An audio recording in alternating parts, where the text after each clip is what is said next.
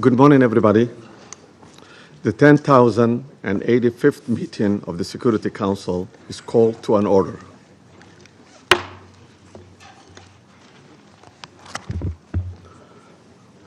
As this is the first formal meeting of the Security Council this year, I should like to extend my warm wishes on the new year to all members of the Security Council, the United Nations, and the Secretariat. In presiding over this first formal meeting of the Council in 2026, I'm happy to welcome the new members, Bahrain, Colombia, Democratic Republic of Congo, Latvia, and Liberia. We look forward to their participation in the work of the Council.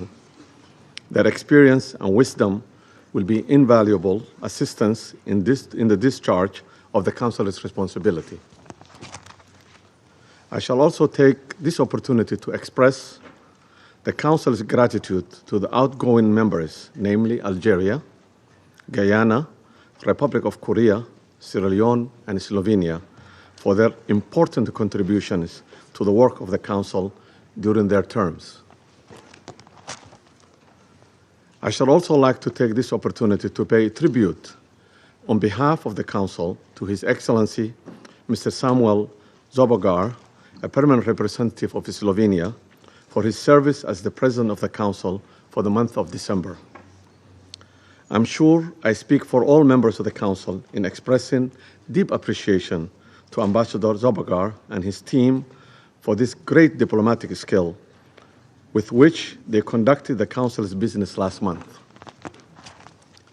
The provisional agenda of this meeting is the threat to international peace and security.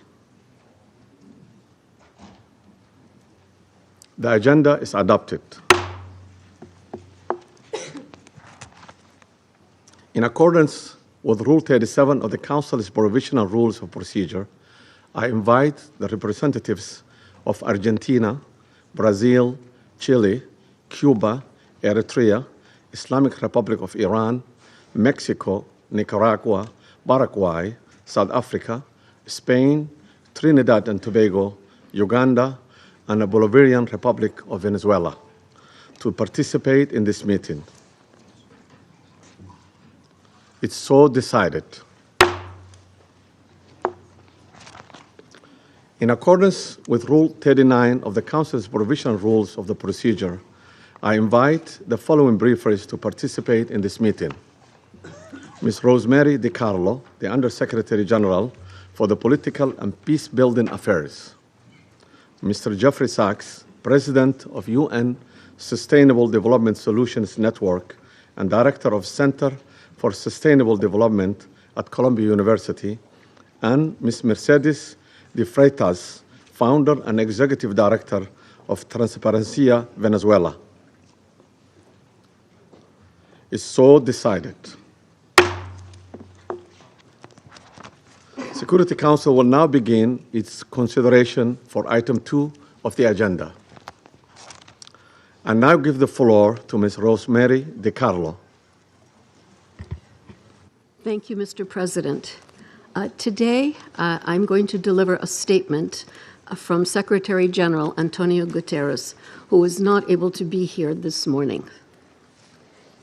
Mr. President, members of the Security Council, we meet at a grave time following the 3 January United States military action in the Bolivarian Republic of Venezuela. The broad outlines of the events of Saturday have been widely reported. Early that day, U.S. forces were active across Caracas and in the northern states of Miranda, Aragua, and La Guaira. The extent of casualties resulting from these actions remains undetermined. In a statement on social media on Saturday, President Donald Trump announced the conduct of a, I quote, large-scale strike against Venezuela and its leader, President Nicolas Maduro, end quote. During a press conference on Saturday, President Trump stated, and I quote again, "We are going to run the country until such time that we can do a safe, proper, and judicious transition," end quote. The government of Venezuela has characterized the United States action as a military aggression carried out in civilian and military areas and as a flagrant violation of the Charter, posing a threat to international and regional peace and security. As we speak, President Maduro is being held in New York, accused by U.S. authorities, along with his wife, Celia Flores, of serious criminal offenses. What is less certain is the immediate future of Venezuela. I am deeply concerned about the possible intensification of the instability in the country, the potential impact on the region, and the precedent it may set for how relations between and among states are conducted. Mr. President, the situation in Venezuela has been a matter of regional and international concern for many years now. Attention on the country only grew following the contested presidential elections in July 2024. The panel of electoral experts I appointed at the Venezuelan government's request to accompany the elections highlighted serious issues. We have consistently called for the full transparency and the complete publication of the results of the elections. As reported to the Council on 23 December, the Office of the High Commissioner for Human Rights has cataloged serious violations. On 3 January, Venezuelan interim President Delcy Rodriguez invoked an emergency decree throughout the national territory, extending additional security powers to the government. Mr. President, the latest developments follow a period of heightened tensions beginning in mid-August, as discussed in this Council on 2 previous occasions. I have consistently stressed the imperative of full respect by all for international law, including the Charter of the United Nations, which provides the foundation for the maintenance of international peace and security. I remain deeply concerned that rules of international law have not been respected with regard to the 3 January military action. The Charter enshrines the prohibition of the threat or use of force against the territorial integrity or political independence of any state. The maintenance of international peace and security depends on the continued commitment of all member states to adhere to all the provisions of the Charter. Mr. President, Venezuela has experienced decades of internal instability and social and economic turmoil. Democracy has been undermined. Millions of its people have fled the country. The situation is critical, but it is still possible to prevent a wider and more destructive conflagration. I call on all Venezuelan actors to engage in an inclusive, democratic dialogue in which all sectors of society can determine their future. This entails the full respect of human rights, the rule of law, and the sovereign will of the Venezuelan people. I also urge Venezuela's neighbors and the international community more broadly to act in a spirit of solidarity and in adherence to the principles, laws, and rules erected to promote peaceful coexistence. I welcome and am ready to support all efforts aimed at assisting Venezuelans in finding a peaceful way forward. Mr. President, Excellencies, in situations as confused as complex as the one we now face, it is important to stick to principles. Respect for the UN Charter and all other applicable legal frameworks to safeguard peace and security. Respect for the principles of sovereignty, political independence, and territorial integrity of states. The prohibition of the threat or use of force. The power of the law must prevail. International law contains tools to address issues such as illicit traffic in narcotics, disputes about resources, and human rights concerns. This is the route we need to take. Thank you, Mr. President. I thank Ms. DiCarlo for her briefings. I now give the floor to Mr. Jeffrey Sachs. Mr. President, distinguished members of the Security Council, the issue before the Council today is not the character of the government of Venezuela. The issue is whether any member state, by force, coercion, or economic strangulation, has the right to determine Venezuela's political future or to exercise control over its affairs. This question goes directly to Article 2, Section 4 of the United Nations Charter, which prohibits the threat or use of force against the territorial integrity or political independence of any state. The Council must decide whether that prohibition is to be upheld or abandoned. Abandoning it would carry consequences of the gravest kind.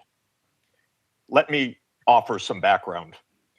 Since 1947, the United States foreign policy has repeatedly employed force, covert action, and political manipulation to bring about regime change in other countries.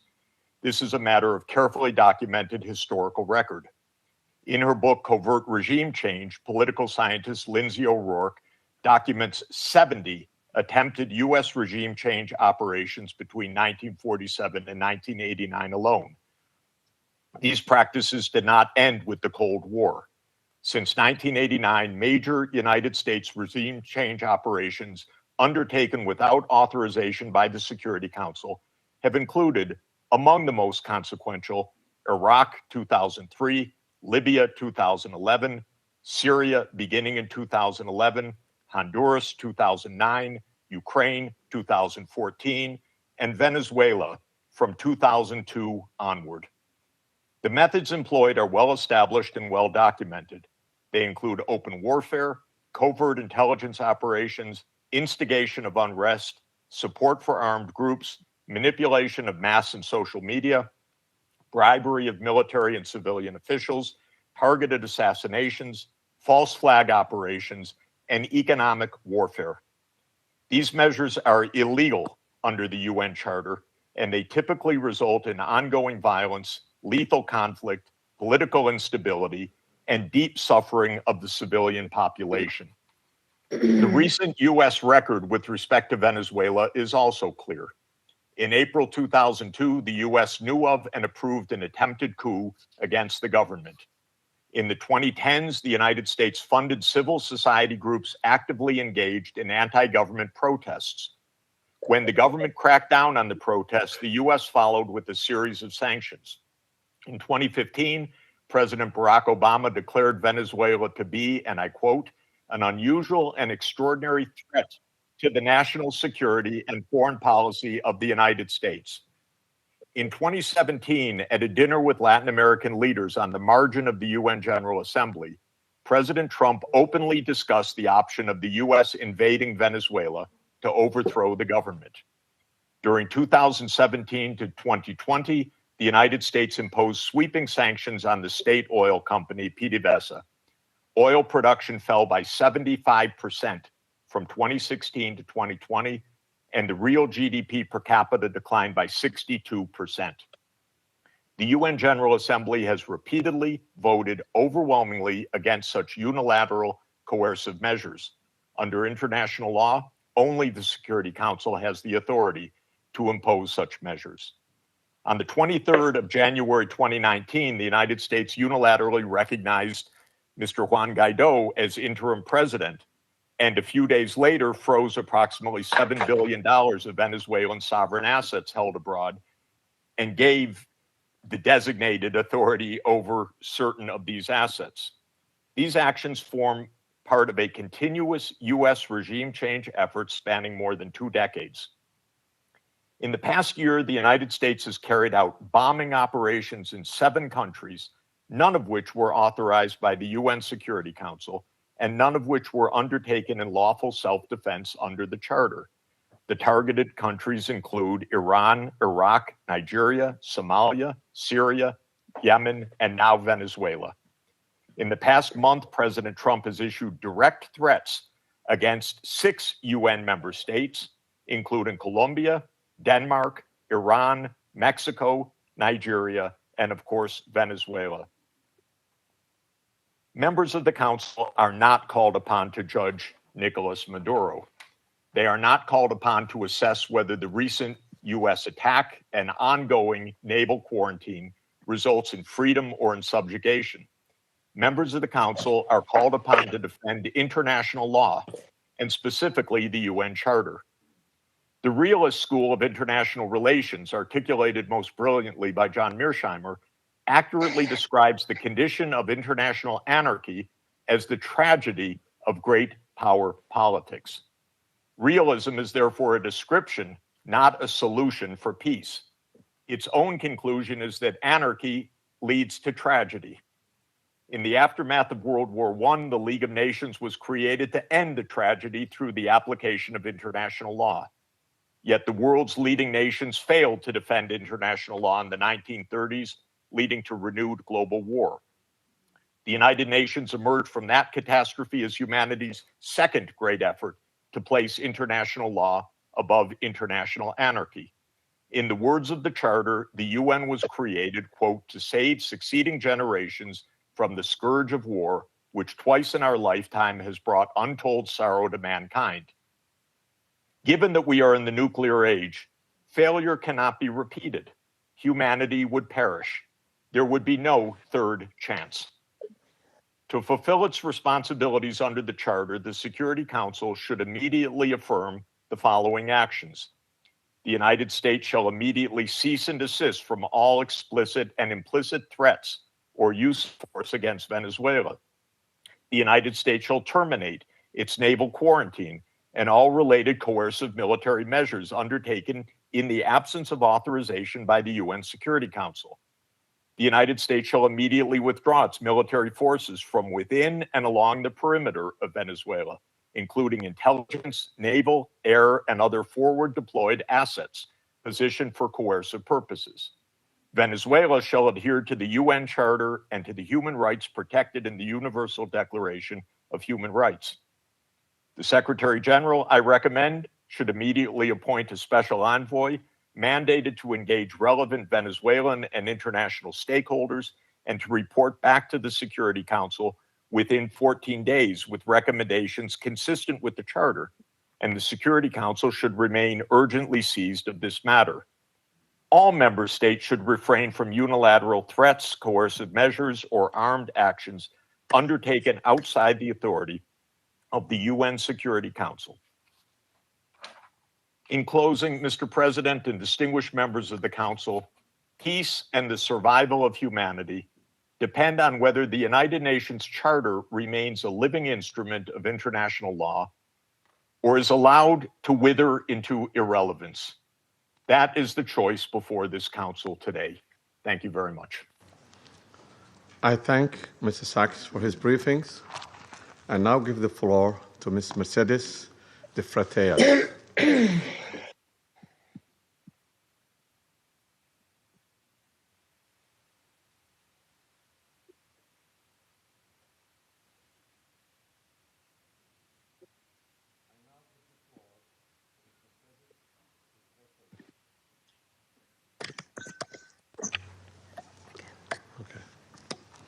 My apology. I now give the floor to Ms. Mercedes de Freitas.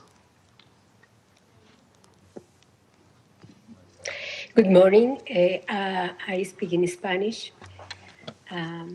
Please give the translation. Buenos días, embajadores, Good morning, representantes de estados y ambassadors, gobiernos. representatives Gracias por esta of oportunidad. states and governments. Thank you very much for giving me this opportunity to speak. Sí, sí, no me escuchan. Can you hear me? Aló, aló, ¿me Can you escuchan? hear me? ¿Me can escuchan? hear you, Disculpa, yeah. ya estoy aquí. Excuse me. Yes, we can hear you. Good morning.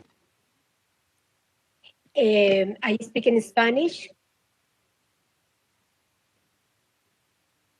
Buenos días, señores embajadores, Good morning, representantes de ambassadors, estados. representatives Gracias por esta of heads oportunidad of de state and presentar los government. resultados Thank de you investigaciones que to desde Transparencia enable me to Venezuela tell you something about Transparency que se está Venezuela, desarrollando para the work that we have been doing. para la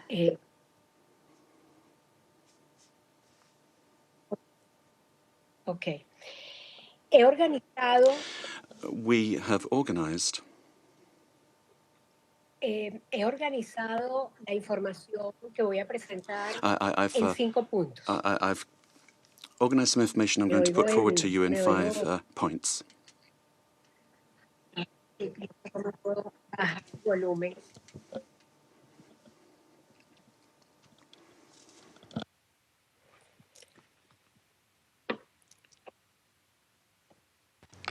Bueno, he Continue. organizado la información que voy a presentarles en 5 puntos. I've para arranged the aprovechar los information I'm pocos going minutos que to tengo. give to you in Punto around número 5 uno. points. Let me make La the red de most of gran my time. corrupción First of transnacional all, de origen one, venezolano the tiene presencia con empresas, corruption in propiedades y actividades en Venezuela 73 países del mundo. is seen in 73 countries of the world. We have organized, we've seen hundreds of cases that we have documented over the Más de years, 500 y 600 more casos en than diferentes 500, países. 600 cases in Solo various en los countries. sistemas de justicia.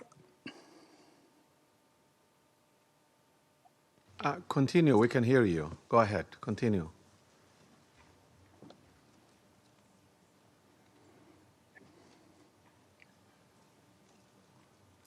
Can you hear us? We can hear you. Can you hear us?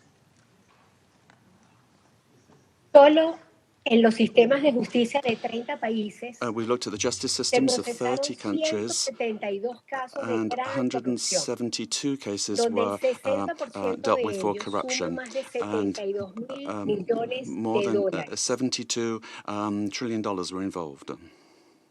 Esos 72 millones de dólares que $1 están million comprometidos were son involved. dinero público venezolano. This was public Nicolás Venezuelan money. Maduro y su Nicolas familia Maduro and his son el family. foco de la red.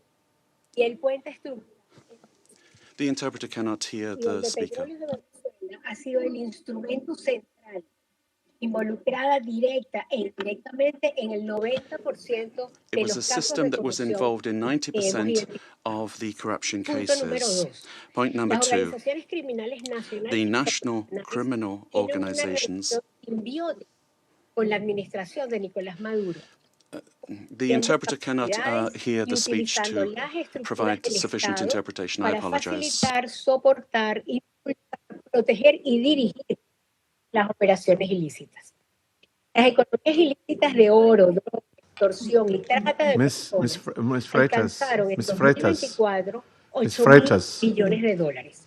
Can you hear us? Ms. Freitas? De la producción de oro, ¿sí? Can you hear us? The interpreters cannot hear you. Can you slow down and raise your voice a little bit? Hay un delay. There is a delay, says the speaker. The problem the interpreter is having is with the quality of the sound, which is insufficient for interpretation. Sí, it's not the speed. Dígame. Sí, la oigo con delay.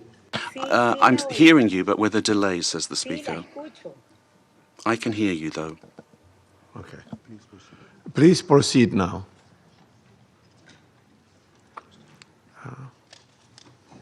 Okay, perfecto. Very well. El punto número 2. Las organizaciones criminales nacionales e internacionales. National and international criminal organizations have a symbiotic relationship with the regime of Nicolas Maduro, sharing capacity, using the state structures to facilitate their work and to protect illicit operations. In gold, for example, drugs, extortion, and human trafficking. And according to our estimates, this accounts for about $8 billion. Gold, for example, only 20% is reported to the National Treasury. The rest goes to private accounts where there are members and allies with the government. This mining industry has exploited so many people using national parks and also the Amazon area. And then to launder the money from corruption, the network has money laundering structures that are very sophisticated. And since 2021, and they've been involved in this work. 3, great corruption has led to a decrease in the income of the state and therefore public expenditure and therefore affecting the quality of basic services. The current economy is in crisis. There's no money either to service the debt.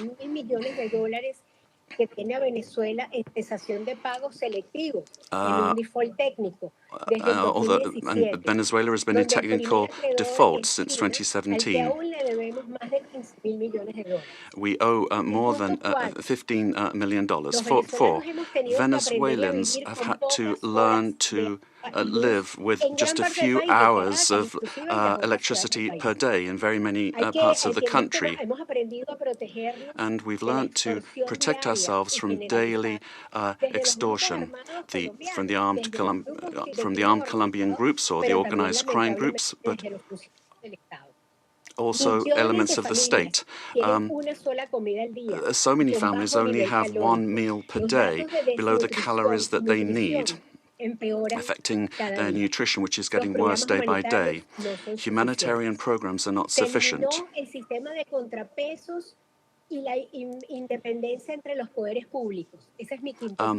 And then 5, there's no checks and balances between government departments. The government has captured all institutions, beginning with the justice institutions and also the oil company responsible for the majority of income for the country. In order to maintain control and the impunity of these illicit operations, a repressive system that's getting worse and worse is being applied. And today there are more than 1,000 political prisoners. At the end of the year, 26 people died during torture or because of a lack of medical care. The United Nations has documented many of these cases. We need a transparent state that is accountable, that will guarantee the rule of law and human rights, that will protect public goods for everyone without privilege, a system that's autonomous and independent. We need investment in building capacity that will enable us to have a dignified life. We must respect the will of the Venezuelan people to live in peace and democracy. And finally, a request to you. Freedom for all political prisoners in the country. Thank you very much. I thank to Ms. Freitas for her briefing. I now give the floor to those council members who wish to make statements. I give the floor to the representative of Colombia. Señor Presidente, Mr. President, Colombia would like to thank Somalia in your quality as President of the Security Council for having quickly responded to our request to convene this emergency meeting, as well as thanking China and Russia for their support for holding of this meeting. And we wish you, Mr. President, una exitosa gestión durante este mes de enero, a successful month managing the work of the Council at a particularly delicate time for international peace and security. I'd also like to thank Under-Secretary General for Political Affairs and Peace Building of the United Nations and the invited briefers. We thank them all for their briefings. This is the first time Colombia is taking the floor in the Security Council as a non-permanent member for the period 2026-2027. Colombia is taking on this responsibility with a deep sense of duty, and we are going to do this from the first day, defending international law and the purposes and principles enshrined in the United Nations Charter. International peace and security, the peaceful settlement of disputes, the prohibition of the use of force, sovereign equality, respect for the territorial integrity and political independence of all states. Colombia condemns categorically the events that occurred in the early morning of the 3rd of January in Venezuela, where we saw multiple explosions and air activity over Caracas and other areas of the country as part of a military attack carried out by the United States, which included bombings of civilian and military infrastructure, creating panic amongst the population. All of this represents clear violations of the sovereignty, political independence, and the territorial integrity of Venezuela. There is no justification whatsoever under any circumstances for the unilateral use of force to commit an act of aggression. Such actions constitute a serious violation of international law and the United Nations Charter, including the prohibition on the use or the threat of the use of force, the principle of the respect for sovereignty and the full authority of states over their territory, including their natural resources, the territorial integrity of states, and the principles of collective defense, particularly when they directly endanger the population and civilian assets. Defending these principles is not an option. Indeed, it's a common obligation that we have in order to preserve international peace and security.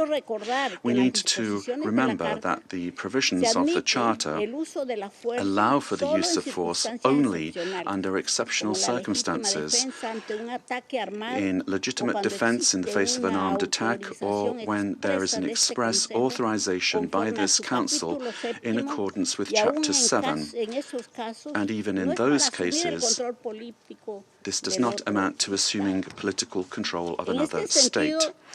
In this regard, we reject any unilateral military action, any act that could worsen the situation or endanger the civilian population, and we would call for a de-escalation and non-resort to the use of force, which endangers people finding themselves in this delicate situation. They must be the absolute priority. We have learned from our experience that the civilian population is always the one that pays the highest price in armed conflict. Mr. President, Latin America and the Caribbean have proclaimed themselves to be a zone of peace, and this collective commitment and will of our region must be respected. Unilateral action that is contrary to international law endangers regional stability, increases insecurity, and worsens the already complex conditions being faced by the civilian population, with devastating effects that will transcend the sovereign borders of Venezuela to have a direct impact on countries of the region, such as Colombia. In order to act preventively, Colombia has engaged in measures to protect the civilian population and preserve the stability of the border, addressing the possible needs of the population, particularly the migrant population, in coordination with local authorities. Colombia has been and will continue to be show solidarity in receiving the Venezuelan people who, given the uncertainty created by these attacks, this may lead to a massive outflow of migration, which will require significant efforts in terms of resources and capacities to provide the necessary support and assistance to those areas affected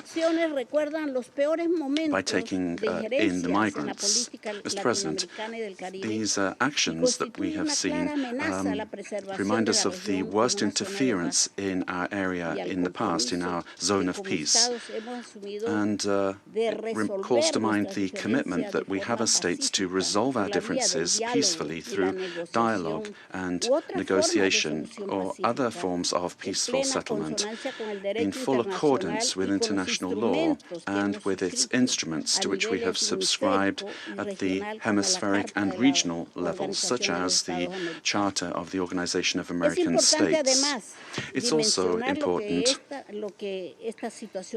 to understand the dimension of this situation for international peace and security beyond our region, particularly when a permanent member of the Security Council takes the decision to use force and assume control unilaterally of another sovereign state, with the aim, amongst other things, of taking its natural and strategic resources. This is very worrisome for the international community, the international order that was established after the Second World War, and flagrantly violates international law and is in clear contradiction with the United Nations Charter and the very goal for which this council was created. If a country, and particularly a country that is a permanent member of this council, disregards international law that we designed in San Francisco, what then is the role of this council, and where are the foundations for international peace and security? We are accepting that the law and the interests of the strongest prevail over multilateralism and over agreements that we have forged with dialogue and diplomacy in this very chamber. Democracy cannot be promoted or defended through violence or coercion, and it cannot be superseded either by economic interests. Democracy can only be built and sustained through respect for the will of peoples, the reaffirmation of the rule of law through political dialogue and peaceful and inclusive processes. Venezuela deserves to live in peace, in democracy, prosperity, and dignity, with a government that is defined in sovereignty by no one else than the Venezuelan people and their institutions. This is why Colombia has reiterated its call to open up paths for democracy in Venezuela through specific popular decisions being taken. The importance of preserving peace, respect for international law, and the protection of life and human rights must prevail over anything else. Colombia reaffirms its conviction that working tirelessly under these principles in our new role as a non-permanent member of the Security Council is what we plan to do, and we make ourselves available, our good offices available for a diplomatic way out of the current crisis in this brotherly country. We will meet our responsibility, primary responsibility, to maintain international peace and security. And given the seriousness of the events, we will continue to pay attention to this issue. And we'd also like to thank the Secretary General of the United Nations for providing his good offices to defend the purposes and principles of the United Nations Charter, to activate channels for mediation available to him and facilitate dialogue with the parties concerned, looking in the search for alternatives that will make it possible to find a way out of the situation led by Venezuelans themselves and provide assistance to Venezuelans that need this. In conclusion, we'd urge the parties to exercise maximum caution and restraint, to de-escalate tensions, and to follow dialogue and diplomatic channels, and develop mechanisms to avoid continued flagrant violations of international law. This will require the help of the United Nations and of regional organizations. Thank you very much, Mr. President. I thank the representative of Colombia for her statement, and now give the floor to the representative of Russian Federation. Mr. President, first and foremost, we wish to congratulate you on your accession to the presidency of the Security Council. And second, we wish to welcome the newly elected members of the Security Council. The beginning of this new year shocked all of those throughout the world who cherished the hope that respect for international law and non-intervention in domestic affairs of other states, as well as a reliance upon diplomacy and seeking of compromise, became key principles in the work of the new U.S. administration. The assault against the leader of Venezuela, compounded by the deaths of dozens of Venezuelan and Cuban citizens, in the eyes of many, has become a harbinger of a turn back to the era of lawlessness and U.S. domination by force, chaos, and lawlessness, which continues to afflict dozens of states in various regions of the world. There is no and can be no justification for the crimes cynically perpetrated by the United States in Caracas. We firmly condemn the U.S. act of armed aggression against Venezuela in breach of all international legal norms.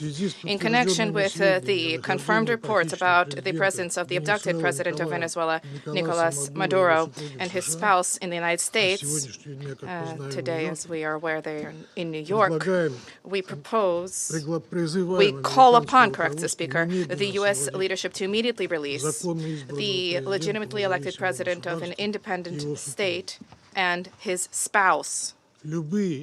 Any problems existing or conflict between the United States and Venezuela need to be resolved through dialogue. And this is precisely what is enshrined in the UN Charter, the purposes and the principles of which a number of states in recent years have begun to apply selectively, depending upon the political landscape. Today, we are reaping the consequences of their recklessness and selectivity in matters related to respect for the norms of international law, which were linked to the so-called rules-based world order. Here is your rules-based world order in all of its glory, which is horrifying even the staunchest Atlanticists. Mr. President, we extend our firm solidarity with the people of Venezuela in the face of the external aggression. We firmly support and completely support the policy of the Bolivarian government, which is geared towards protection of their national interests and the sovereignty of the country. Washington's aggressive acts have already been condemned by many states and multilateral associations, including the Non-Aligned Movement, the African Union, as well as a group of friends in defense of the Charter of the United Nations. We hope that the international banditry will immediately be met with objective and comprehensive assessment at the international legal level with United Nations, universal mechanisms, and other multilateral formats being brought to bear.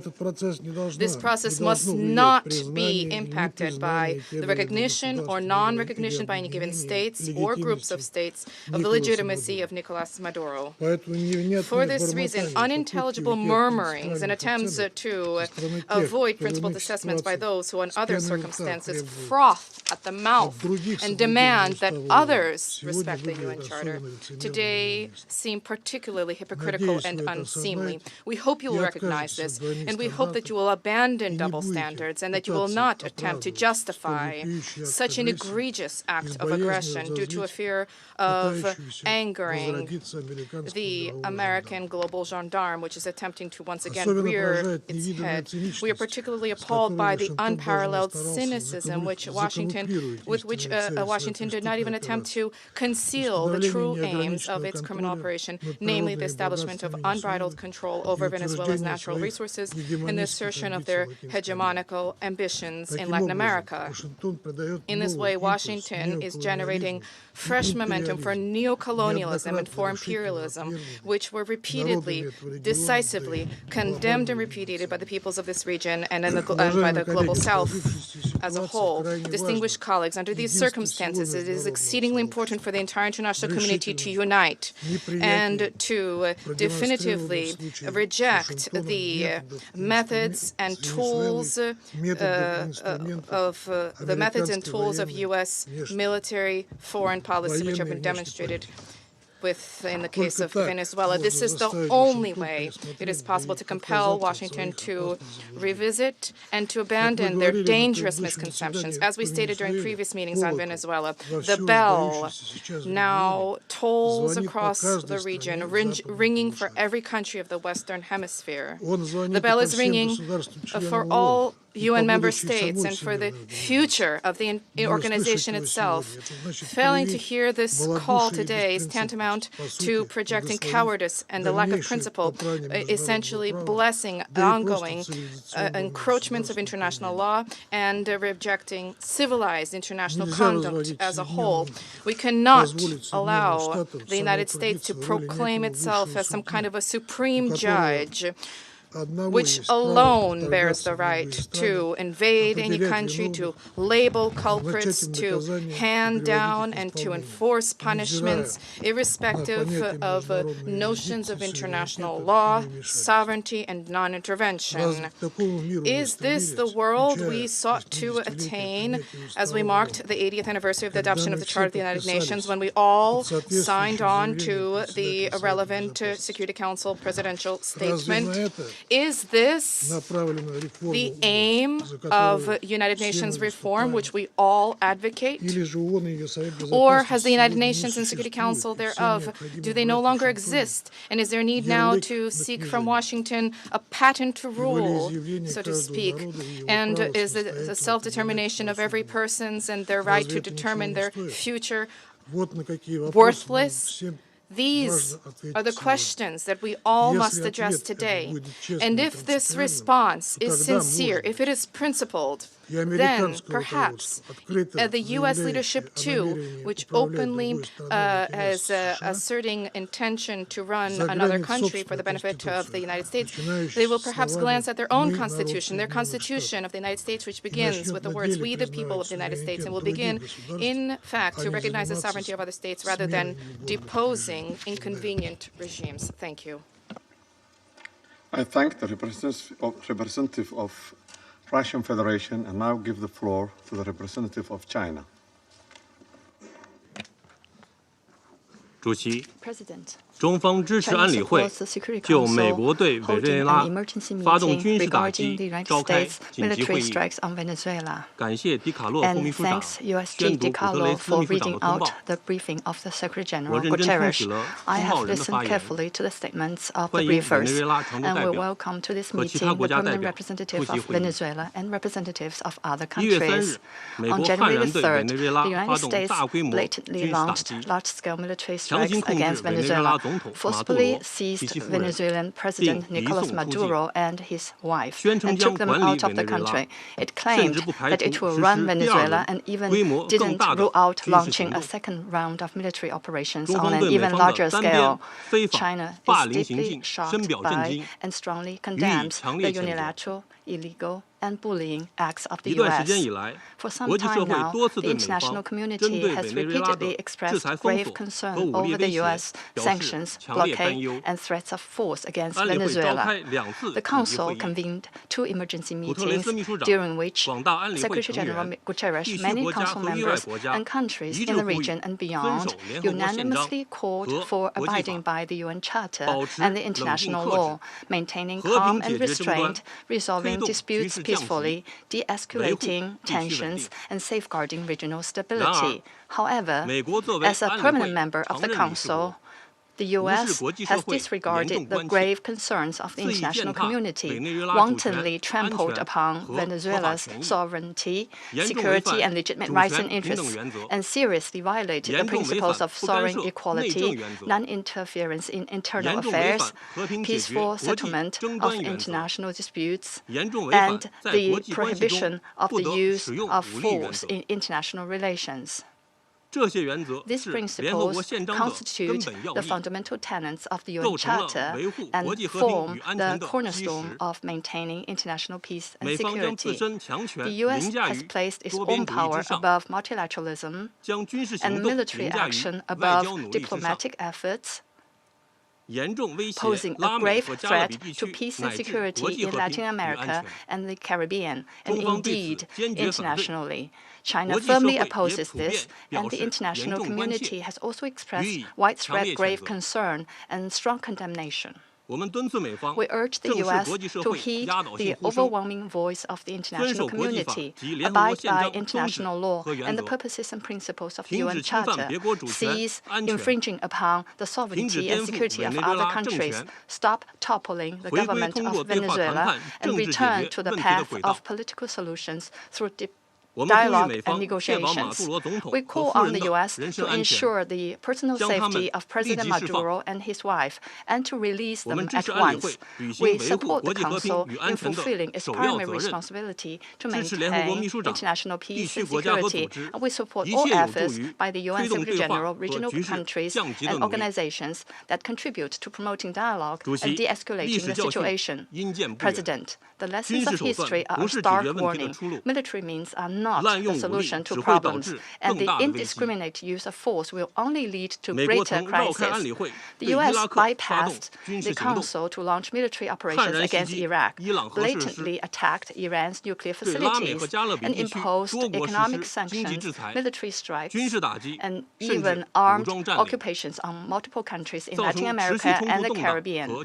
These actions have caused persistent conflict, instability, and immense suffering for the ordinary people. Did these actions bring peace and stability? Did they bring development and prosperity? The international community sees this clearly.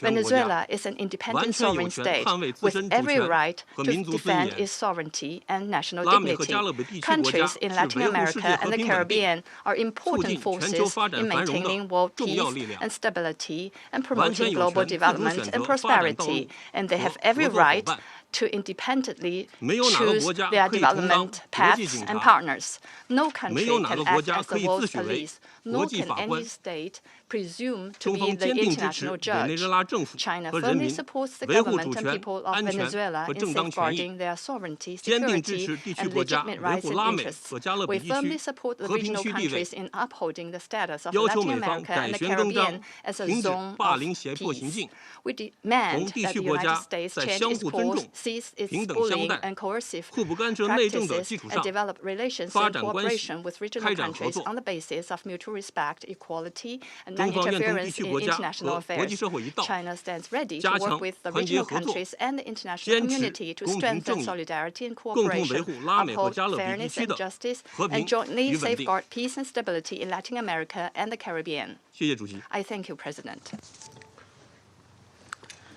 I thank the representative of China for the statement and now give the floor to the representative of Liberia.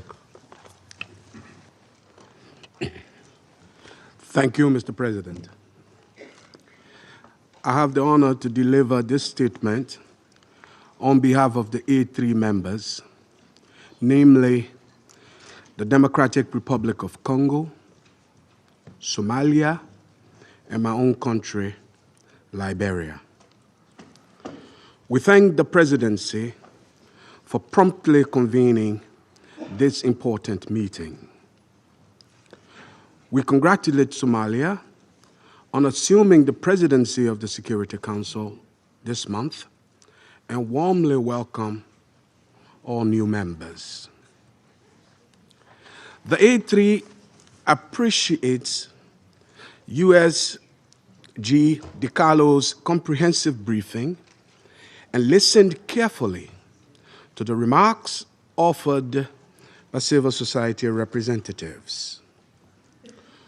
We also welcome the representative of Venezuela and the representatives of the region to this meeting. Mr. President, the A3 aligns itself with the recent communiqué of the African Union on the situation in the Bolivarian Republic of Venezuela and continues to monitor developments there with deep concerns. In particular, we note reports regarding the detention of President Nicolas Maduro and his wife and incidents involving Venezuelan institutions. Such developments present serious challenges not only to Venezuela's internal stability, but also underscore the imperative to safeguard the broader peace and security of the region.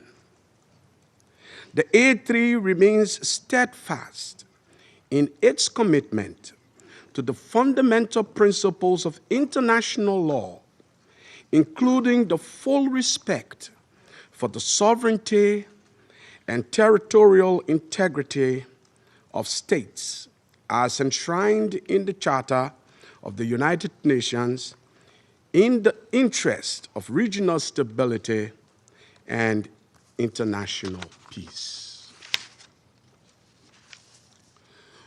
We believe these are essential foundations for international cooperation and peaceful coexistence.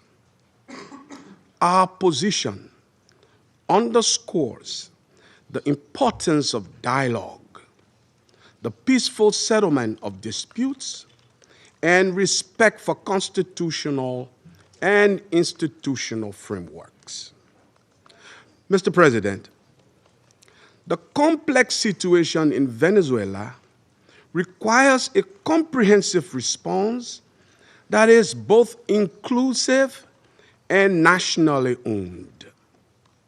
We continue to hold that a sustainable and peaceful resolution can only be found through constructive dialogue among Venezuelans themselves with genuine respect for the aspiration and rights of the Venezuelan people and with the constructive support of the international community.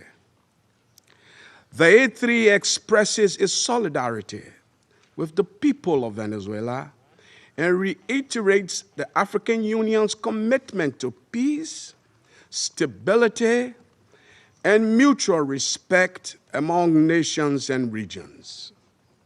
It's important for all parties, both within Venezuela and in the broader international community, to exercise restraint and responsibility, upholding international law, and avoiding any action that could escalate tension or threaten regional stability. The A3 stands ready to support all efforts within this Council and in cooperation with regional partners to facilitate a peaceful, inclusive, and lasting resolution to the situation in Venezuela. I thank you. I thank the representative of Liberia for the statement, and now give the floor to the representative of the United States. Mr. President, thank you for chairing. And I particularly want to thank you, Mr. Freitas, for your briefing. And I'll point out that Mr. Freitas is in exile, having fled the regime. Thank you for your courage, and thank you for shedding a light on the true atrocities of the illegitimate Maduro regime. This past weekend, colleagues, the United States successfully carried out a surgical law enforcement operation facilitated by the U.S. military against two indicted fugitives of American justice, narco-terrorist Nicolas Maduro and Celia Flores. Colleagues, Nicolas Maduro is responsible for attacks on the people of the United States, for destabilizing the Western Hemisphere, and illegitimately repressing the people of Venezuela. As Secretary Rubio has said, there is no war against Venezuela or its people. We are not occupying a country. This was a law enforcement operation in furtherance of lawful indictments that have existed for decades. The United States arrested a narco-trafficker who is now going to stand trial in the United States in accordance with the rule of law for the crimes he's committed against our people for 15 years. A similar action was taken in 1989 against Manuel Noriega. He was arrested, indicted, convicted in a court of law, served in prison in the United States and in Panama, and the Panamanian people, the American people, are safer for it.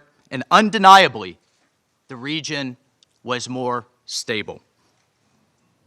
This law enforcement action was directed consistent with the President of the United States' responsibility as Commander-in-Chief to protect Americans at home and abroad against a fugitive who is directly responsible for narco-terrorism that has killed hundreds of thousands of Americans and created destabilizing violence throughout our hemisphere. Nicolas Maduro and his co-defendant, Celia Flores, have been transferred here to the United States to stand trial for their crimes. Maduro was indicted by a grand jury in the Southern District of New York and faces very serious criminal charges for his involvement in a wide-ranging conspiracy to conduct narco-terrorism, to traffic cocaine and other drugs, and conducting international weapons trafficking. The overwhelming evidence of his crimes will be presented openly in U.S. court proceedings. Colleagues, Maduro is not just an indicted drug trafficker. He was an illegitimate so-called president. He was not a head of state. For years, Maduro and his cronies have manipulated Venezuela's electoral system to maintain their illegitimate grip on power. In fact, just 2 years ago, in 2024, a UN panel of experts report found that the election in that year was absolutely and completely a farce and fell well short of the most basic transparency and integrity measures essential to upholding credible elections. If the UN and the United Nations in this body confers legitimacy on an illegitimate narco-terrorist and the same treatment in this charter of a democratically elected president or head of state, what kind of organization is this? We should note that over 50 countries, many nations, including the European Union, including a number of Latin American countries in the region, and of course the United States, again, over 50 countries rejected the legitimacy of Maduro's re-election following the disputed 2024 elections and do not recognize him as Venezuela's legitimately elected president. Maduro unlawfully refused to peacefully cede power after the Venezuelan people voted him out of office in the 2024 election. So therefore, Maduro was a fugitive from justice. He is the head of a vicious foreign terrorist organization, Cartel de los Soles.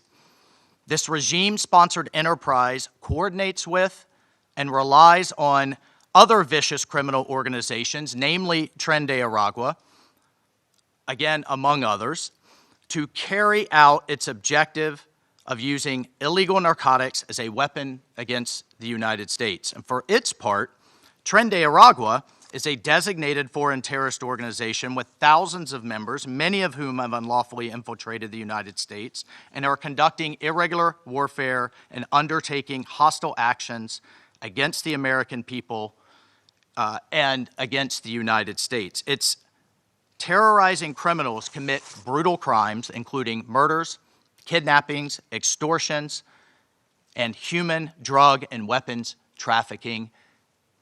This administration, President Trump, will not stand for it. In fact, in March of 2025, President Trump declared that Tren de Aragua is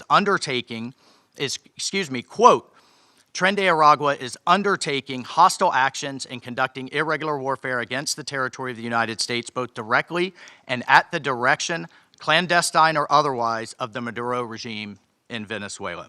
Maduro and his cronies have partnered with some of the most violent and prolific drug traffickers and narco-terrorists in the world for decades, facilitating the flood of illegal drugs coming in the United States, estimated to be several hundred tons annually.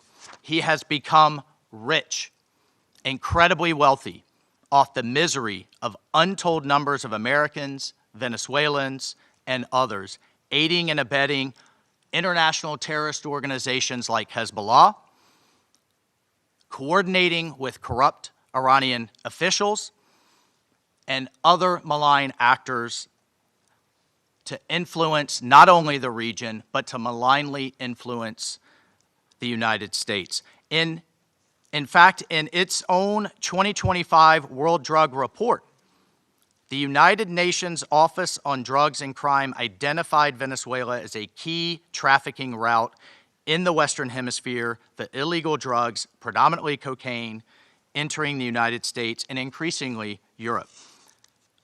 As Secretary Rubio stated just yesterday, this is the Western Hemisphere. This is where we live. And we're not going to allow the Western Hemisphere to be used as a base of operation for our nation's adversaries and competitors and rivals of the United States. You can't turn Venezuela into the operating hub for Iran, for Hezbollah, for gangs, for Cuban intelligence agents, and other malign actors that control that country. You cannot continue to have the largest energy reserves in the world under the control of adversaries of the United States, under the control of illegitimate leaders, and not benefiting the people of Venezuela, and stolen by a handful of oligarchs inside of Venezuela. But it doesn't stop there. Numerous UN and international human rights organizations have issued reports documenting serious human rights abuses by the Maduro regime, including reports of extrajudicial killings, political prisoners, torture, and arbitrary and unlawful detentions. In fact, over 8 million Venezuelans have fled the country, destabilizing their neighbors in the region and creating the world's largest refugee crisis. Members of this council, colleagues, the United States wants a better future for Venezuela. We believe a better future for the people of Venezuela and for the people of the region and the world is stabilizing the region and making the neighborhood that we live in a much better and safer place. And this is why millions of Venezuelans that have fled this brutal regime are celebrating and cheering around the world as this body pontificates, including those celebrating are including in my home state of Florida, where hundreds of thousands of Venezuelans have fled this regime's brutality. I want to reiterate, President Trump gave diplomacy a chance. He offered Maduro multiple off-ramps. He tried to de-escalate. Maduro refused to take them. President Trump made it clear that the narco-terrorism must stop, and yet it continued. The United States will not waver in our actions to protect Americans from the scourge of narco-terrorism and seeks peace, liberty, and justice for the great people of Venezuela. I thank you, Mr. President. I thank the representative of the United States and now give the floor to the representative of Panama. Gracias, señor presidente. Thank you, Mr. President. Extendemos la más cordial bienvenida. I'd like to extend a warm welcome to the representatives of Bahrain, Colombia, Liberia, Latvia, and the Democratic Republic of Congo, and who have joined the Security Council as elected members and who are joining us today in the chamber. And we congratulate Somalia on assuming the presidency of the Security Council this month. I'd like to thank the Secretary General for Political Affairs, Rosemary DiCarlo, for her detailed report representing Secretary General Antonio Guterres. She's briefed us on the situation under discussion today. We're also very grateful for the very valuable presentations by Mr. Jeffrey Sachs and Ms. Mercedes de Freitas. In this context, the Republic of Panama would like to refer to the situation that has taken place in the territory of the Bolivarian Republic of Venezuela, which is of concern due to its possible impact on peace and regional stability. However, in the light of the unfortunate reality of the facts that we've seen, we now need to turn our attention constructively towards the future of Venezuela. However, it's important to point out that in terms of a constant principle of our foreign policy, Panama would like to reiterate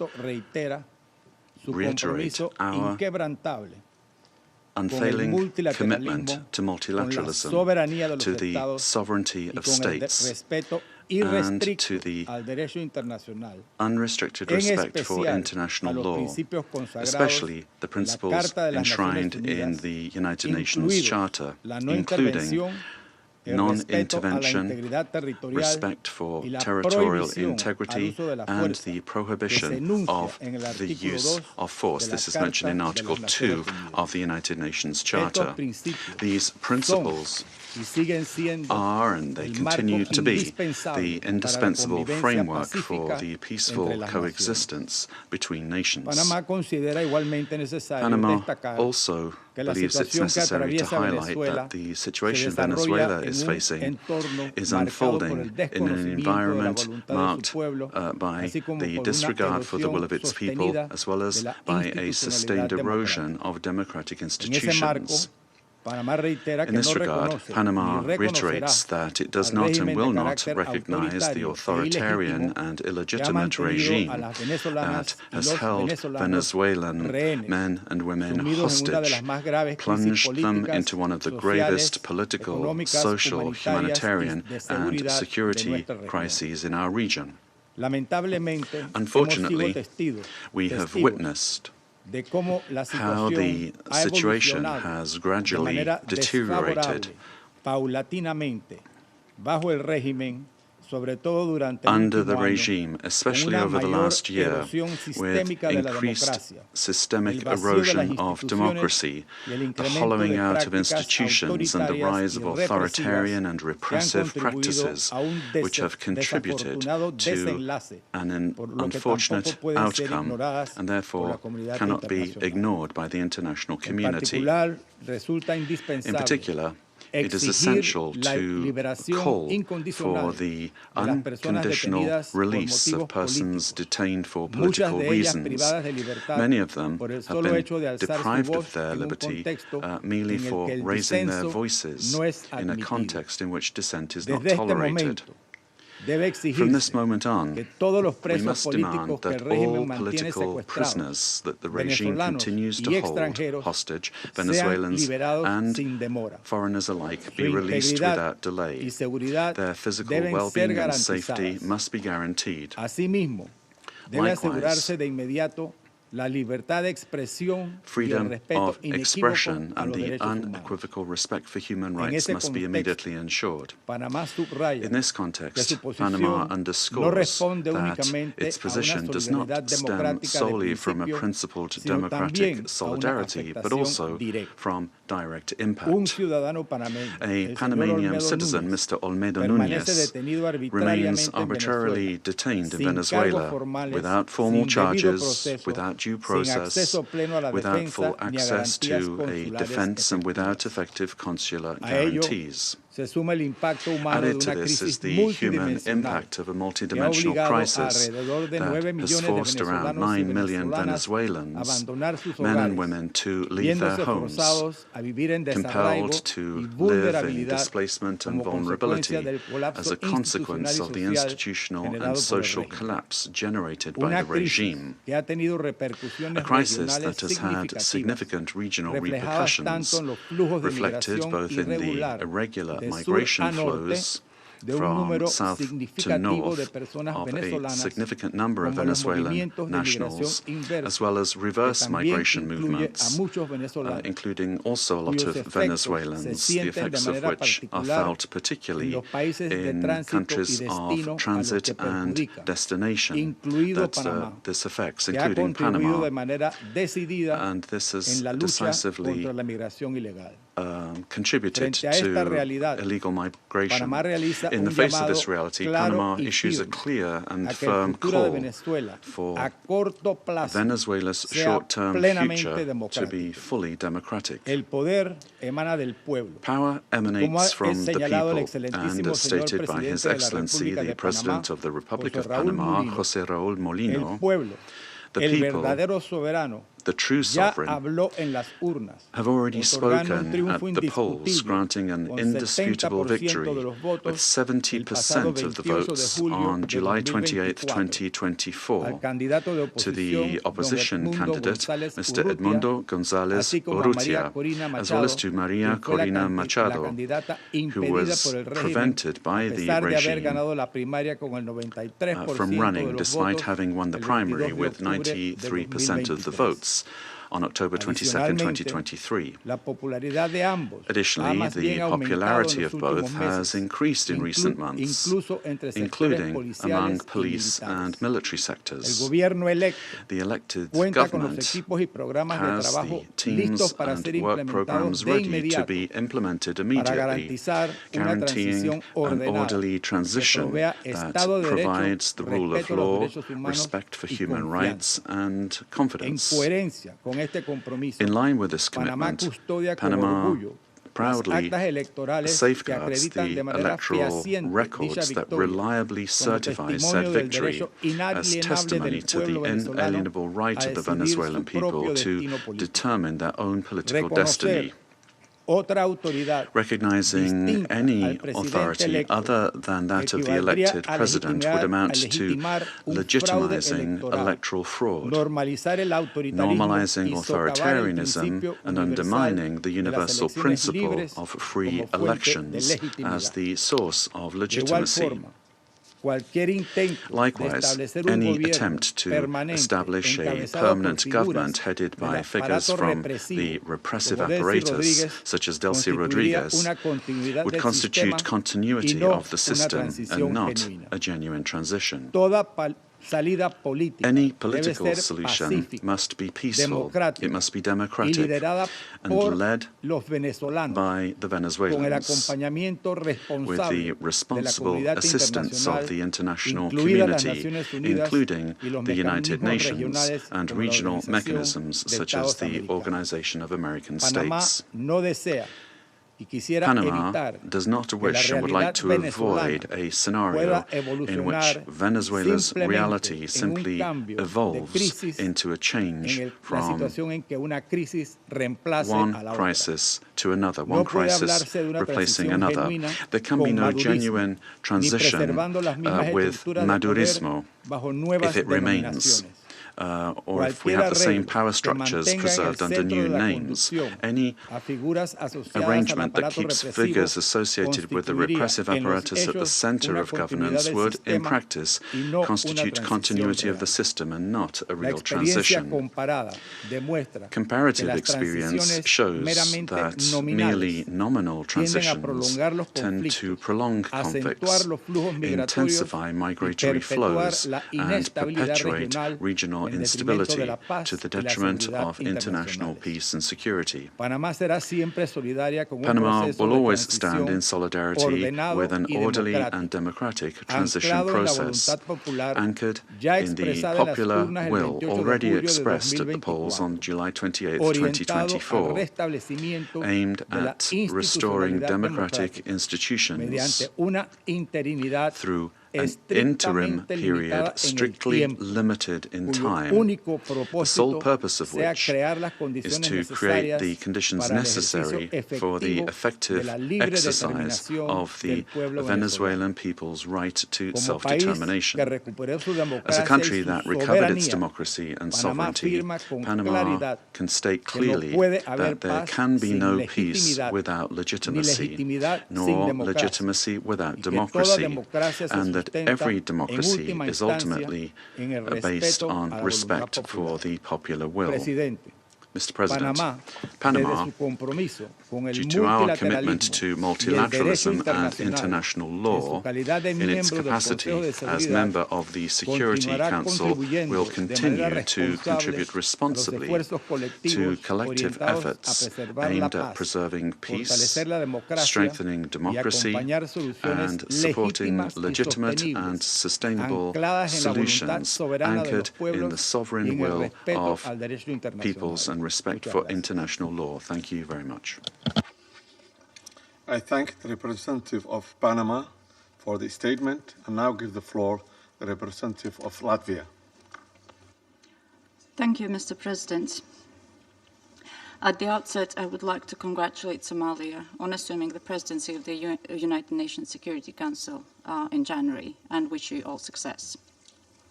Latvia takes its seat on the Council with a profound sense of honor and responsibility for this role. And let me thank Under-Secretary General Rosemary DiCarlo for today's briefing on behalf of the Secretary General, and I thank the invited briefers. The Security Council bears primary responsibility for the global efforts to uphold peace, security, and rule of law worldwide. Latvia recalls that under all circumstances, the principles of international law and the UN Charter must be upheld. All efforts now focus on ensuring de-escalation and stability in Venezuela based on inclusive dialogue and broad societal support. Latvia encourages all relevant actors to prioritize diplomatic efforts and work collectively towards a peaceful, democratic, and sustainable future for Venezuela. Latvia stands in solidarity with the people of Venezuela and their right to freedom and democracy. Rights that were not respected by the Maduro regime during 2024 presidential elections and before, and which remain unmet to this day. The regime of Nicolas Maduro was rooted in mass repression, corruption, organized crime, including drug trafficking, and posed a grave threat to security of the region and the world. It has repeatedly violated the UN Charter and undermined international law, including through open support for Russia's aggression against Ukraine. The Maduro regime does not represent the will of the Venezuelan people and has relied on widespread, systematic repressions of human rights across the country to maintain power. 8 million Venezuelans have been forced to flee the country since 2014. Latvia also remains committed to working jointly together with partners to counter global transnational organized crime networks, including in Latin America and Caribbean. Such criminal activities place the lives of countless people at grave risk, particularly women and children. Addressing these challenges requires sustained cooperation in full respect of international law. Latvia continues to closely monitor the situation in Venezuela and stands prepared to continue working with its partners to support a peaceful, democratic, and just transition that reflects the aspirations of the Venezuelan people. And I thank you. I thank the representative of Latvia for her statement and now give the floor to the representative of Denmark. Thank you, Mr. President. And let me also thank Under-Secretary General DiCarlo for her briefing on behalf of the Secretary General. We also listened carefully to the briefing by Mr. Freitas and Mr. Sachs.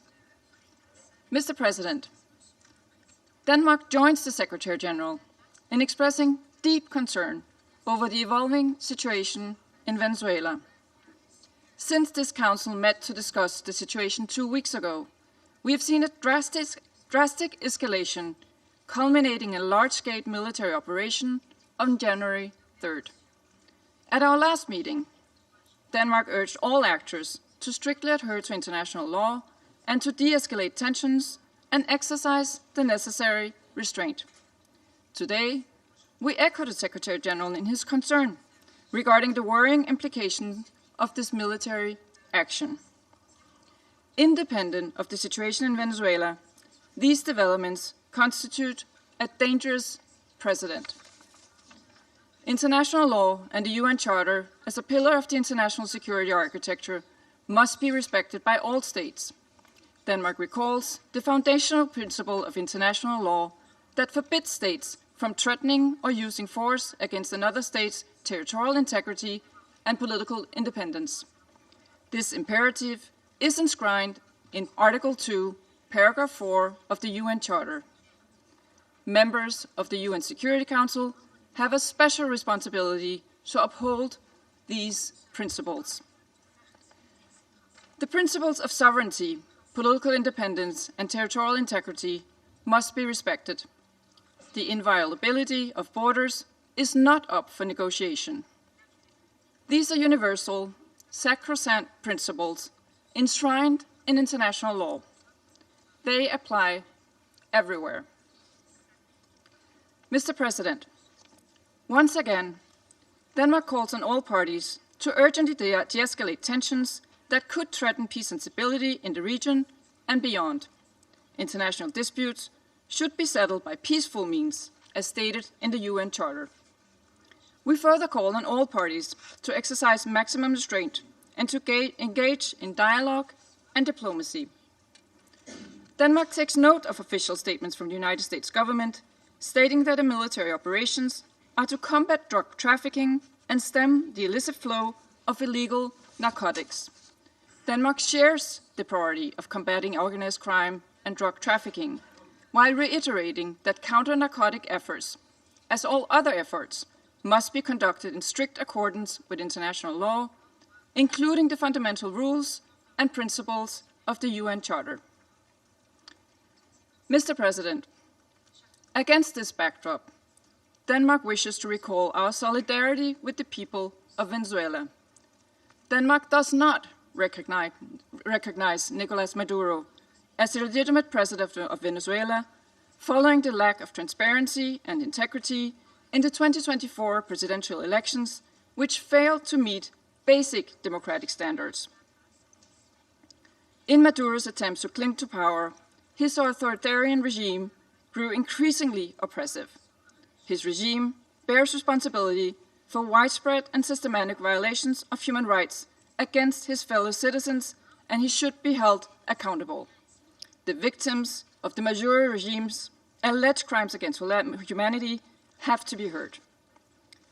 The Venezuelan people have a right to democracy and self-determination exercised through peaceful, inclusive, and credible democratic processes, free from fear of political persecution, intimidation, or repression, and external political interference. This includes the rights of Venezuelans alone to determine their political, economic, and social future without coercion, pressure, or manipulation by external actors. No state should seek to influence political outcomes in Venezuela through the use or threat of force or through other means inconsistent with international law. Venezuela's future can be decided only by the Venezuelans. We call on all parties and stakeholders to come together for a negotiated and peaceful transition to democratic rule in a process led by and owned by Venezuelans. At this critical and uncertain time, it is imperative that all parties fully respect human rights and international law. Denmark remains committed to supporting Venezuela and the aspirations of its people on its path to lasting political stability. I thank you. I thank the representative of Denmark for her statement and now give the floor to the representative of the United Kingdom. Thank you, President. I congratulate Somalia on the assumption of the presidency of the Council for the month of January. And I thank our briefers for their remarks. Colleagues, the Venezuelan people have suffered for years.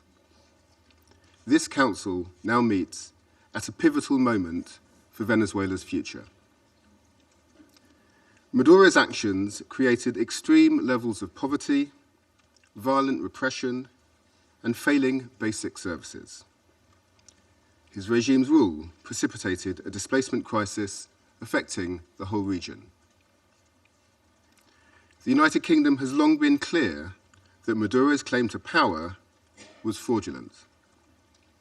To date, Venezuela's National Electoral Council has failed to publish the full results of the July 2024 presidential elections, and independent domestic and international reports also observed significant irregularities and a lack of transparency. President, the United Kingdom wants to see a safe and peaceful transition to a legitimate government that reflects the will of the Venezuelan people.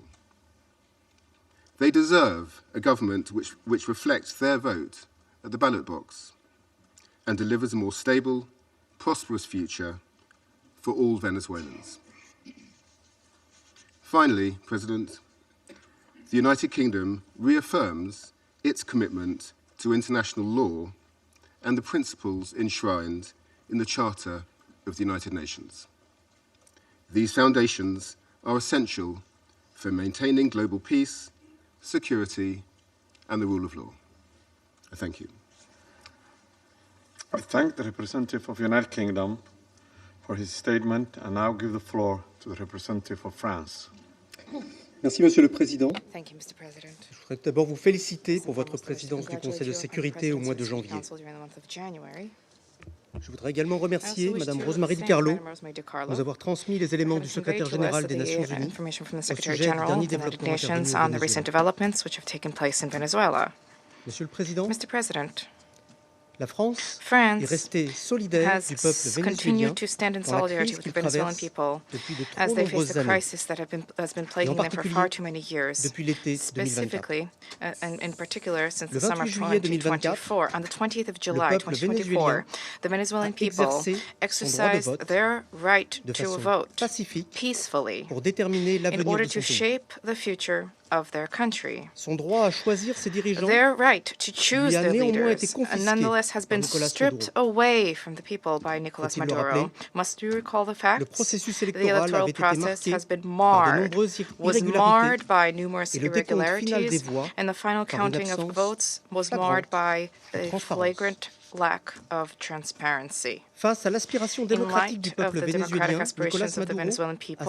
Nicolas Maduro has systematically responded with the repression of dissident voices, of members of the opposition, and of civil society, as well as with numerous arbitrary detentions. France has always expressed itself with clarity about the fact that these practices are unacceptable and that respect for human rights must be upheld. Mr. President, the military operation which has led to the capture of Nicolas Maduro runs counter to the principle of peaceful dispute resolution and runs counter to the principle of non-use of force. The proliferation of violations of the Charter of the United Nations and the violations of international law by states vested with responsibility as permanent members of the Security Council chips away at the very foundation of the international order. Contravening the principles of the Charter, including the principle of respect for independence and territorial integrity of states, undermines the foundation of the United Nations and weakens international peace and security. France remains faithful and committed to respect for the Charter of the United Nations and of the principle of peaceful dispute resolution. We have an obligation to uphold these principles at all times and in all places. Respect for these principles is indispensable. Mr. President, France wishes to reiterate our commitment to respect for the will of the Venezuelan people. The transition which is currently being opened up for Venezuela needs to be peaceful and democratic and carried out in a manner which respects the choice of the Venezuelan people, a sovereign people. This transition must be led by and for the Venezuelans. France stands ready, alongside states in the region and our partners at the European Union, to uphold dialogue with a view to the restoration of the free, democratic expression in Venezuela. We stand ready to support regional stability. This also needs to be the role of the Security Council. Thank you. I thank the representative of France for the statement and now give the floor to the representative of Bahrain. Mr. President, I wish to take this opportunity to congratulate first and foremost the Federal Republic of Somalia on its presidency of the Security Council during this month of January. We wish you every success. We also wish to take this opportunity to thank delegations whose mandate at the Council ended, namely Algeria, Guyana, the Republic of Korea, Sierra Leone, as well as Slovenia.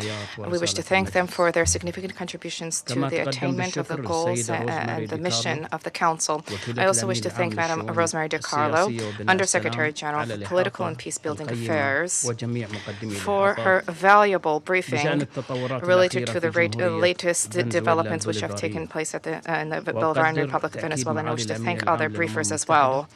We appreciate the reaffirmation by His Excellency the Secretary General of the United Nations, reaffirmation of the commitment to the fundamental principles of the Charter of the United Nations, a commitment to the peaceful diplomatic resolution of disputes. The Kingdom of Bahrain supports the call of the Secretary General for all stakeholders in Venezuela to engage in inclusive dialogue which guarantees respect for international law, and this in order to ease tensions, to preserve regional stability, and to avoid any potential adverse repercussions for security and stability in the region. The Kingdom of Bahrain also extends its support for efforts undertaken at the regional and international levels in order to reduce tensions and to enhance diplomatic means in order to provide for international peace and security.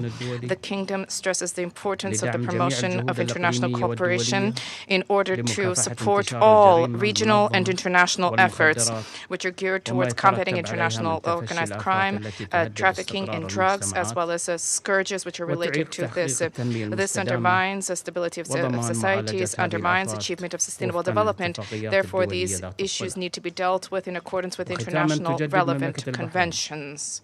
By way of conclusion, the Kingdom of Bahrain reaffirms our support for regional and international efforts to achieve a political real, lasting solution in the Bolivarian Republic of Venezuela. This needs to be achieved through regional cooperation and with respect for national sovereignty. The goal is to provide for security and stability in Venezuela, to avoid risks of conflict and division, to protect civil peace, and to contribute to the preservation of regional security and stability, as well as international peace and security. Thank you, Mr. President. I thank the representative of Bahrain for the statement, and now give the floor to the representative of Pakistan. Thank you, Mr. President. Allow me to begin by congratulating Somalia this month and assuring you of my delegation's full support and cooperation. We welcome the new members joining the Council. I thank Undersecretary General Rosemary DiCarlo for reading out the remarks of the Secretary General and the valuable briefing. We also take note of the views shared by Mr. Jeffrey Sachs and Ms. Mercedes de Freitas. I welcome the participation of the permanent representative of Venezuela alongside the representatives of other countries from the region and beyond in the meeting.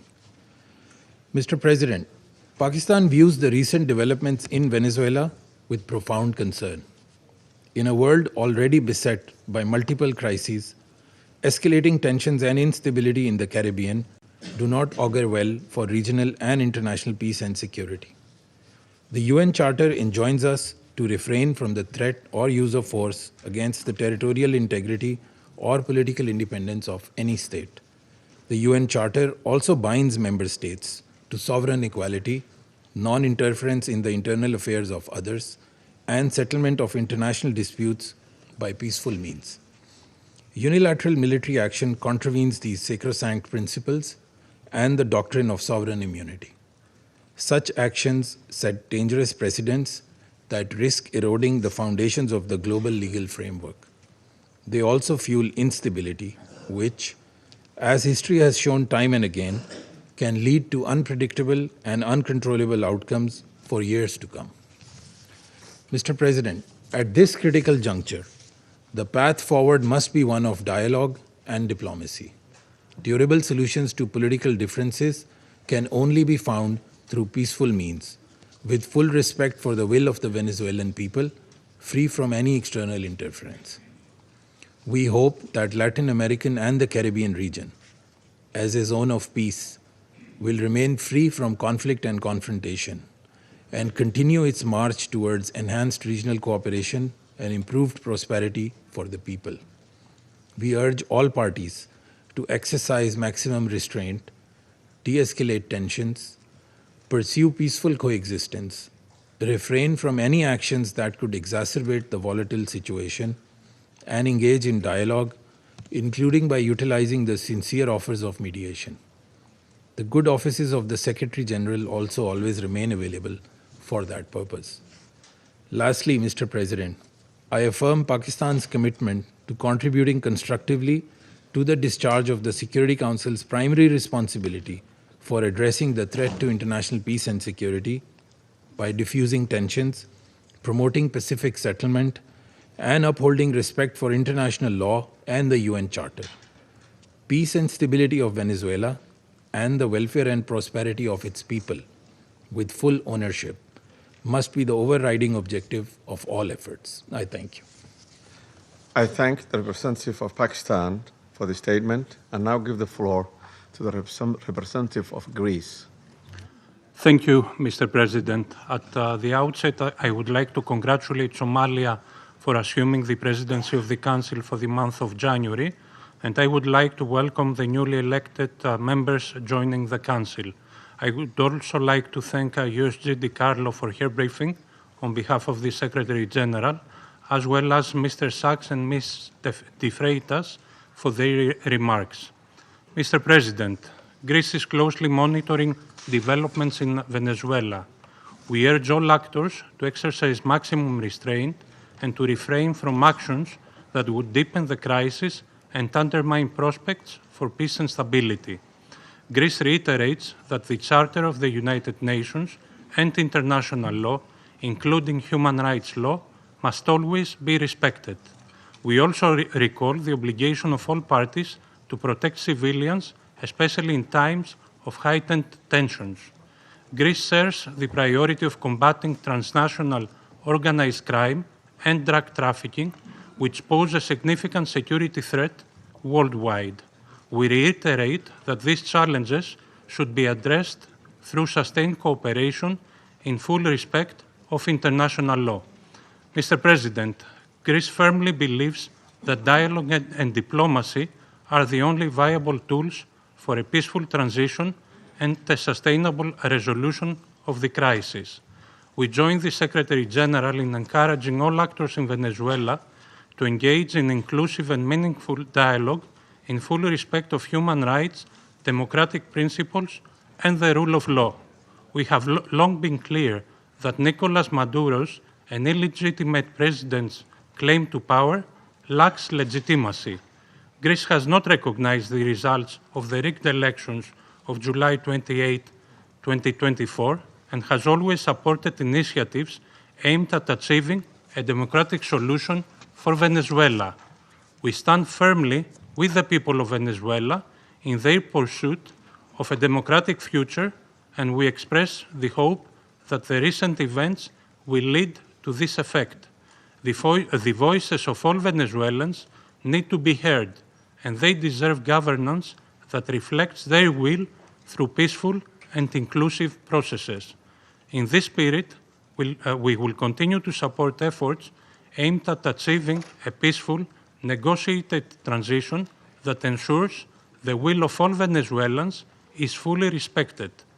Greece stands ready to support all regional and international efforts aimed at the peaceful resolution of the crisis in line with the Charter of the United Nations and international law.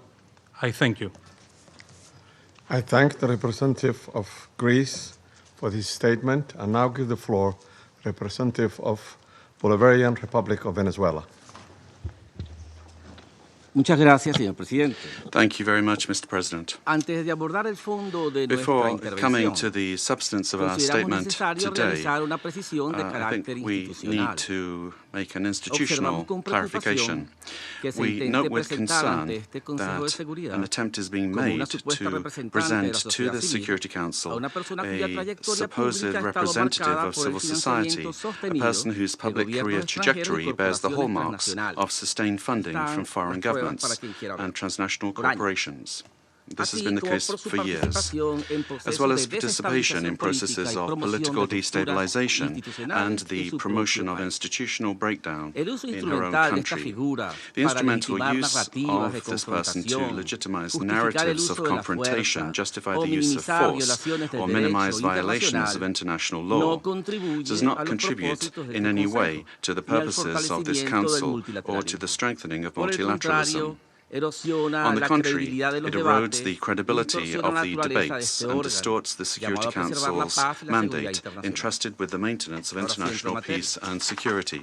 Señor presidente, el 3 de enero del Mr. President, 2026 on January 3rd, constituye una fecha de profunda gravedad January 3rd, 2026 is a date of no solo para profound Venezuela, sino historical para el sistema significance, internacional en not su only for conjunto. Venezuela, but for the Ese international día la system as a República whole. Bolivariana de Venezuela On fue that objeto de day, un the ataque Bolivarian armado Republic of ilegítimo, Venezuela was the target of carente de an toda illegitimate justificación armed jurídica attack, lacking por any parte del legal gobierno de los justification Estados by Unidos the de government América, of the United States que of incluyó America, which bombardeos sobre su included territorio, bombing of our la territory, pérdida the de loss vidas of civiles y civilian militares, and military la lives, destrucción de the destruction infraestructura of civilian esencial y el infrastructure, secuestro essential infrastructure, and the del presidente kidnapping constitucional de la of the República, constitutional Nicolás Maduro, y de president la of primera the dama, Silvia Republic, Nicolas Maduro Moros, Venezuela and the First comparece Lady hoy Celia ante este Flores. Consejo Venezuela comes before desde una this Council convicción today profunda.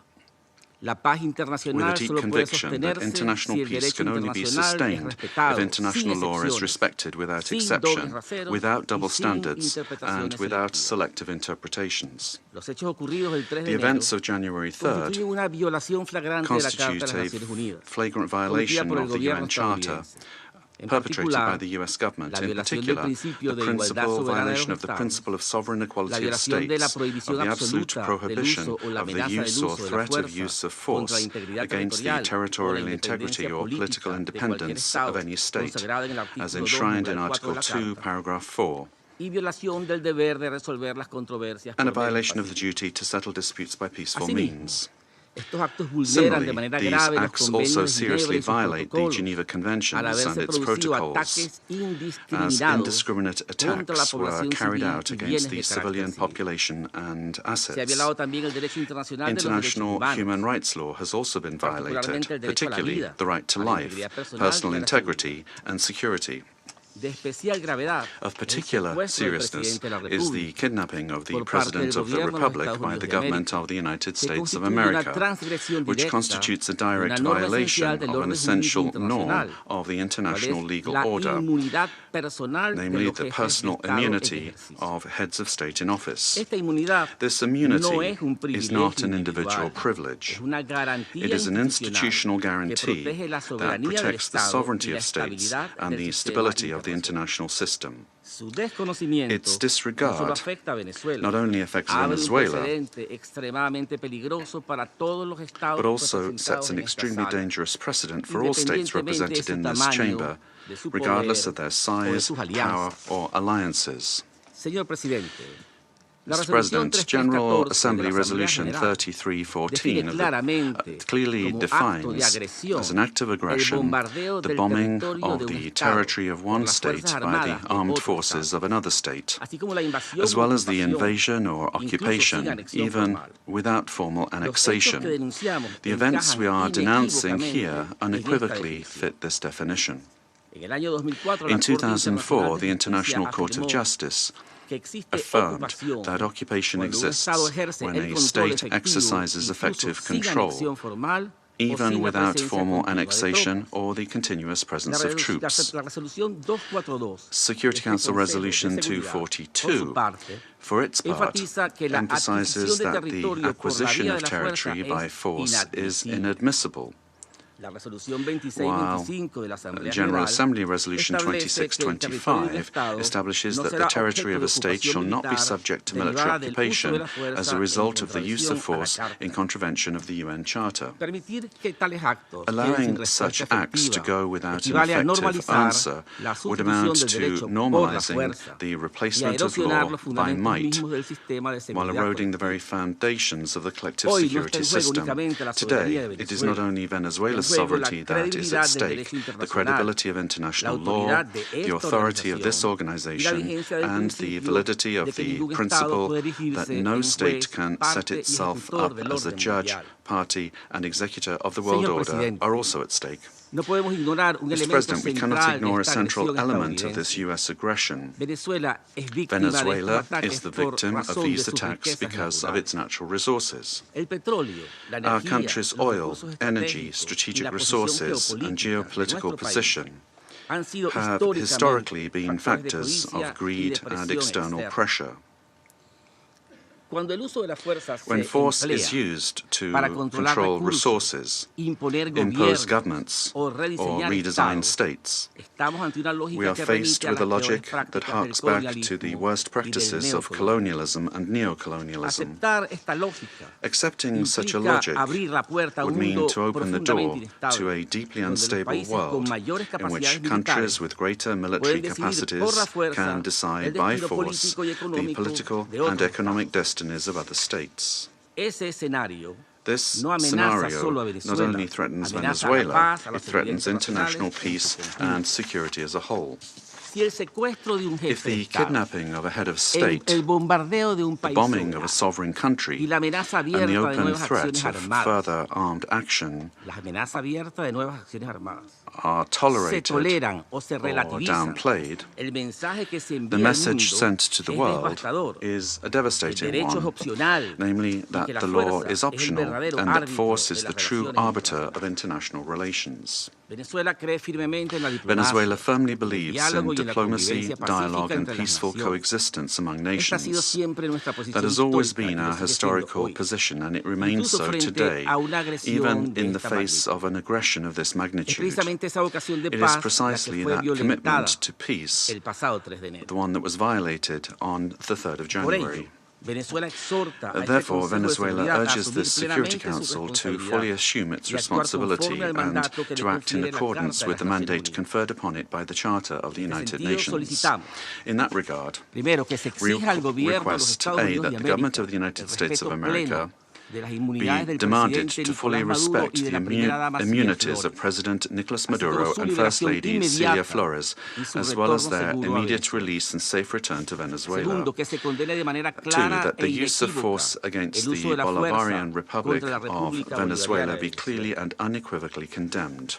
Thirdly, that the principle of non-acquisition of territory or resources by force be reaffirmed. And 4, that measures aimed at de-escalation, the protection of the civilian population, and the restoration of international law be adopted. Mr. President, in spite of the seriousness of the events, Venezuela would like to inform this body and the international community that its institutions are functioning normally, that constitutional order has been preserved, and that the state exercises effective control over all of its territory. In accordance with our Constitution, Executive Vice President Delcy Rodriguez is being sworn in as acting President of the Republic, thereby guaranteeing institutional continuity, stability, and internal peace. We wish to convey a message of serenity, confidence, and hope to the Venezuelan people. Venezuela is a nation that believes in peace, work, and dignity.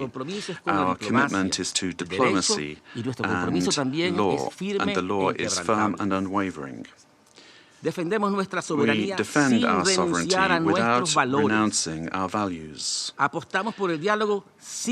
We bet on dialogue without accepting imposition. We believe in a future of coexistence, development, and mutual respect among nations. We trust that the Security Council will rise to the historic moment facing humanity and choose the path of legality, collective responsibility, and peace. Thank you very much, Mr. President. I thank the representative of the Bolivarian Republic of Venezuela and now give the floor to the representative of Argentina.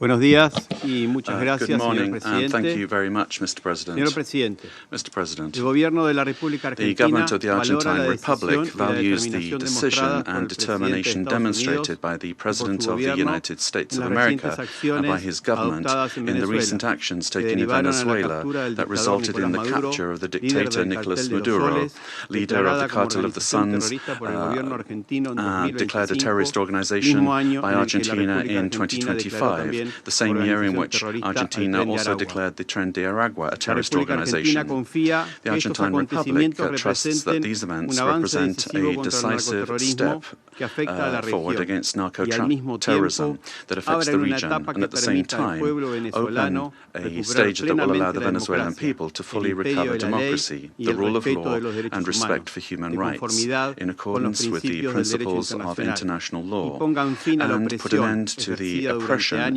exercised for years by the authoritarian regime that plunged the Venezuelan people into poverty and forced 8 million Venezuelans to have to flee their country. Mr. President, the illegitimate regime of Nicolas Maduro has not only constituted a direct threat to Venezuelan citizens through the systematic violation of human rights, the appropriation of the country's resources, and the destruction of democratic institutions, but also to the entire region by leading and exporting its networks of drug trafficking and organized crime. Since the inauguration of President Javier Milei, Argentina has been clear and consistent in its position regarding this situation. We have unequivocally denounced the lack of freedoms and the serious human rights violations, and we have actively contributed with determination and responsibility to international efforts aimed at the return of democracy in Venezuela. In March 2024, when others opted for inaction or ambiguity, Argentina granted diplomatic asylum to 6 Venezuelan opposition leaders, assuming an enormous challenge for our representation in Caracas. Subsequently, after denouncing the fraudulent nature of the result announced in the 28 July 2024 elections and recognizing Edmundo González Urrutia as president-elect, Argentina was expelled from Venezuela. Our embassy, where the asylum seekers remained, was subject to a permanent siege. Despite these pressures, the Argentine Republic maintained its unwavering conviction to continue denouncing the situation in Venezuela and to act in every available international forum so that Venezuela could once again embrace freedom and democracy.